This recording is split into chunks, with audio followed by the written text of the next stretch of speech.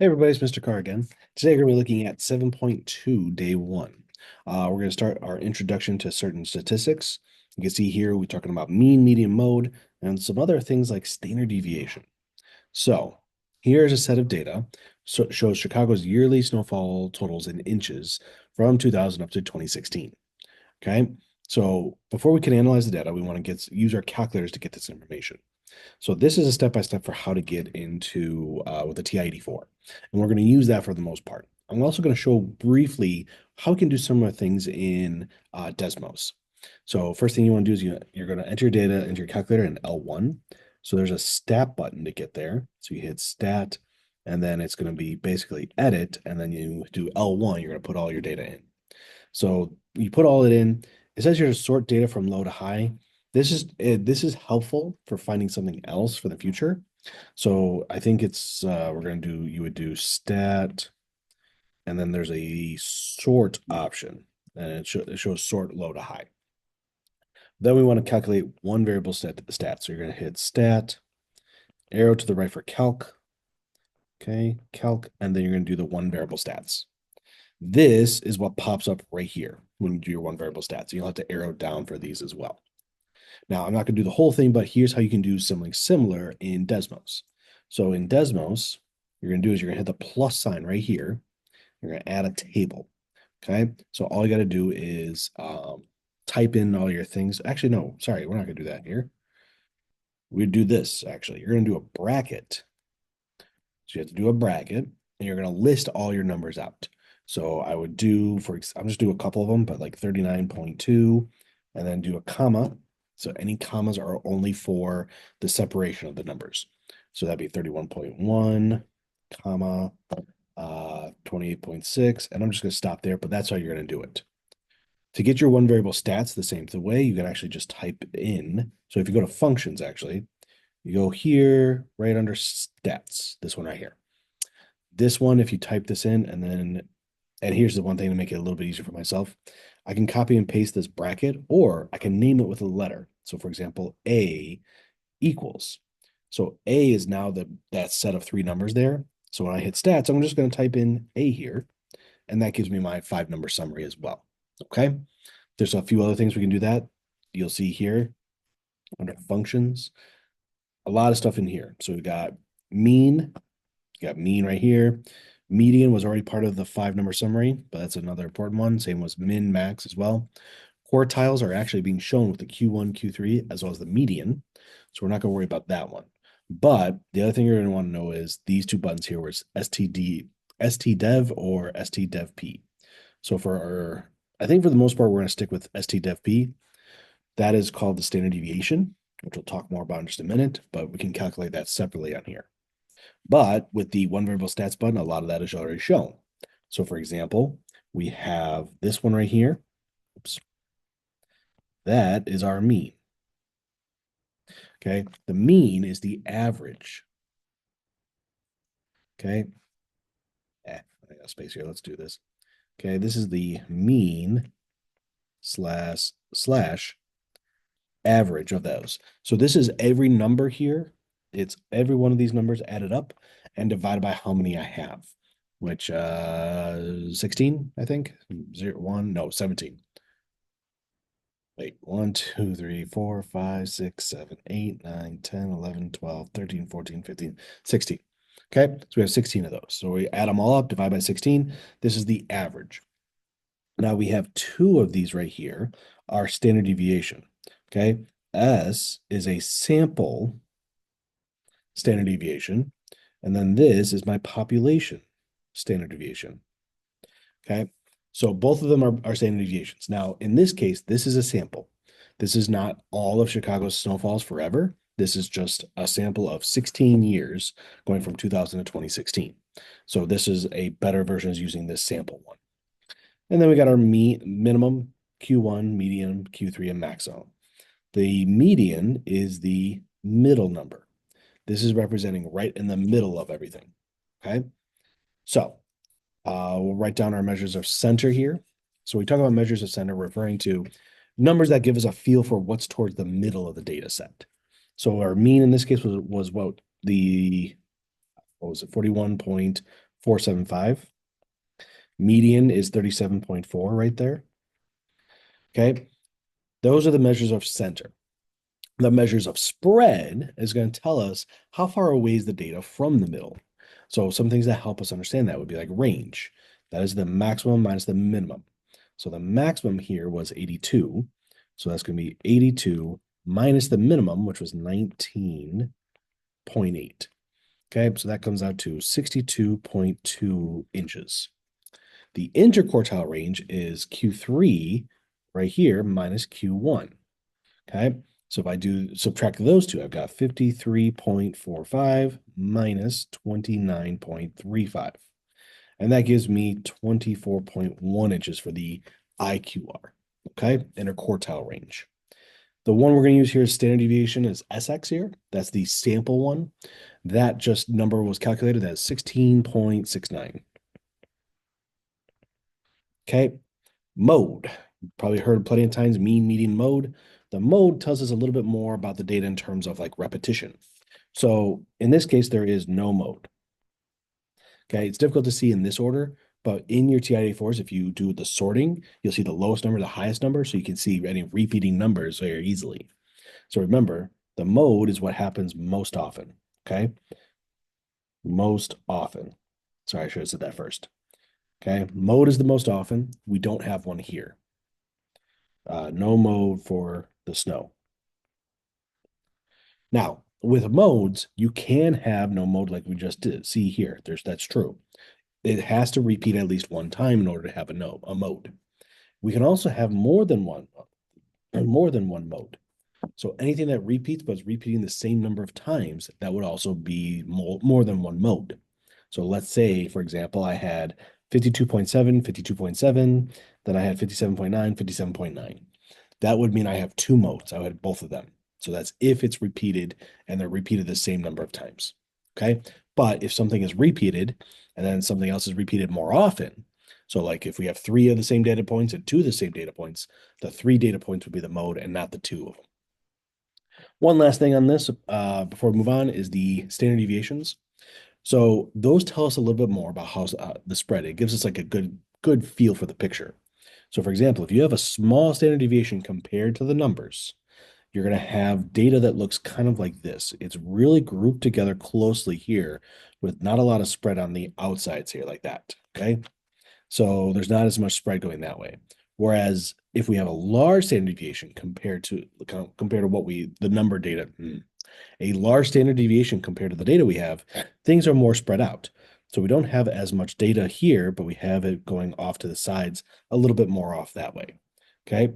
So that's what we're looking at when we look at standard deviation.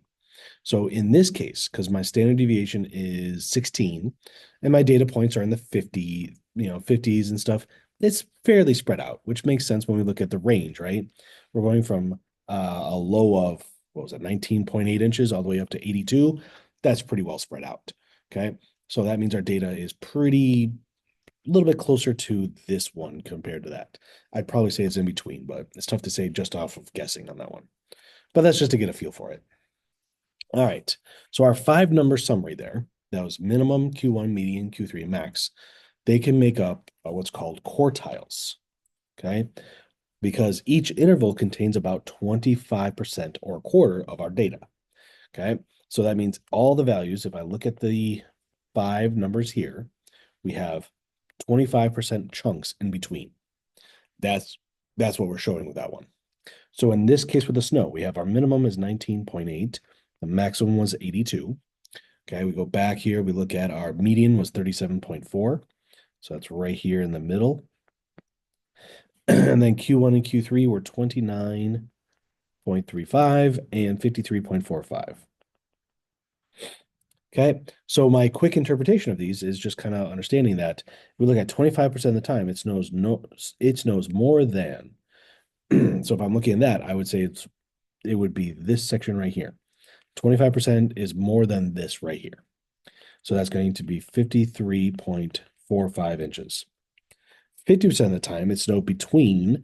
Looking at between, we're looking at kind of like this question is being answered between Q1 and Q3 for the most part, but it could be a bunch of options.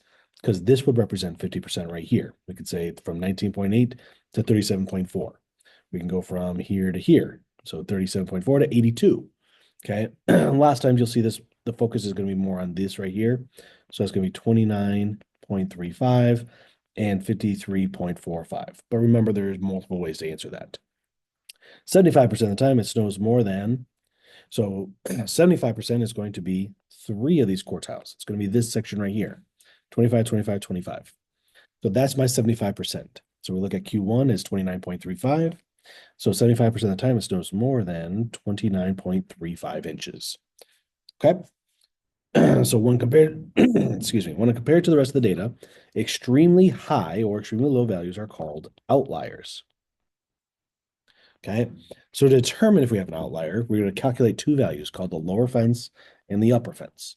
These are going to represent the limits of what we would consider normal for our data. So the lower fence is going to be you take Q1 minus 1.5 times the IQR. For the upper fence, you take Q3 plus 1.5 times IQR.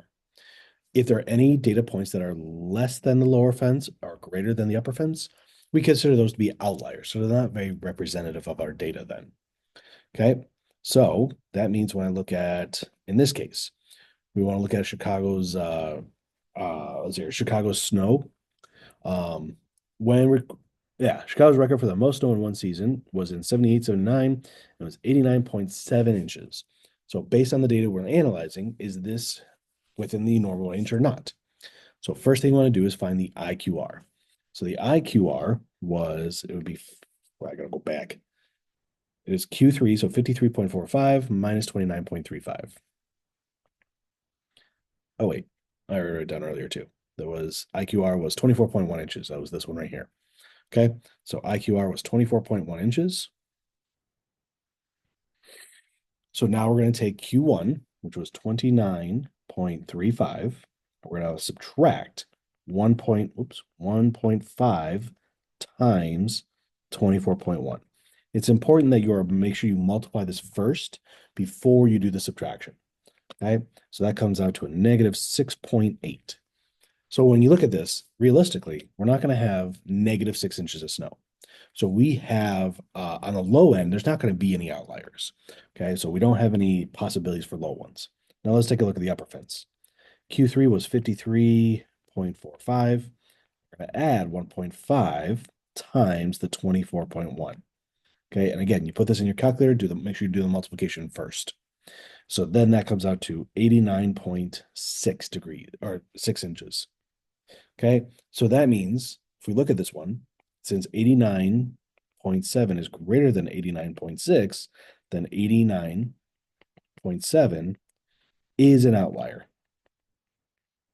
Okay, so it is greater than that upper fence is what we're showing there. All right. Okay.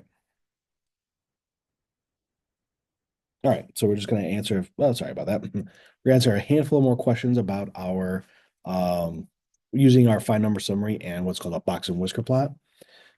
Forgot to mention that too, my bad. So the number of minutes each of the 22 students in a class spent working on the same algebra assignment is shown below. Okay, so here's the 5-number summary of the data. Min, max, median, Q1, and Q3. All right, so the fastest 25% of the students took between how many minutes to complete the assignment? So the fastest 25% is going to be right here in this range. So it's between, oh, sorry, no, these are the fastest. These were I just made that backwards. The fastest is right here. They're the ones who got it done in the least amount of time. So it took between 10 and 15 minutes to get the fastest times. The slower 50% of students took between how many minutes to complete the assignment? The slower 50% is going to be this half of the data. So it's between 21 and 65 minutes. Okay, so that's our range of the slowest students there.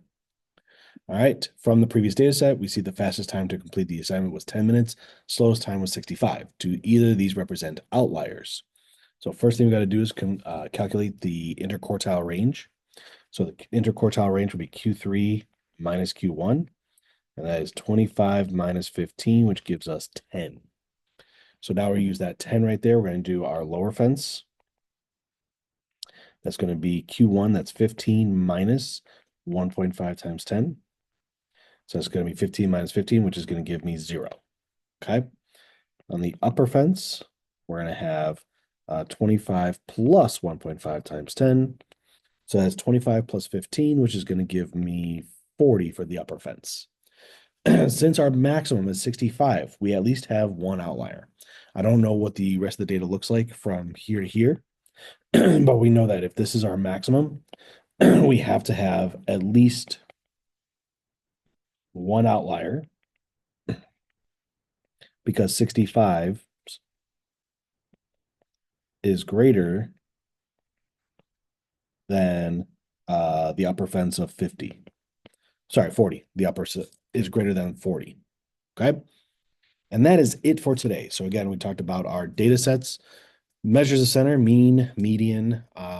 Mode tells us a little bit more about how much it gathers together, but it's not really it tells us a little bit about the center, I guess. But then also measures of spread, like range, interquartile range, and standard deviation. So right now we're just talking about how to do this with our calculators and how to analyze that. We could also analyze the 5-number summary, our minimum, Q1, Q2, or median, Q3, and maximum. That tells us the overall picture of the data, and that splits it up into our what's called quartiles. Okay, and then we could also find outliers using that information as well. All right, so that's it for today. Take care, everyone.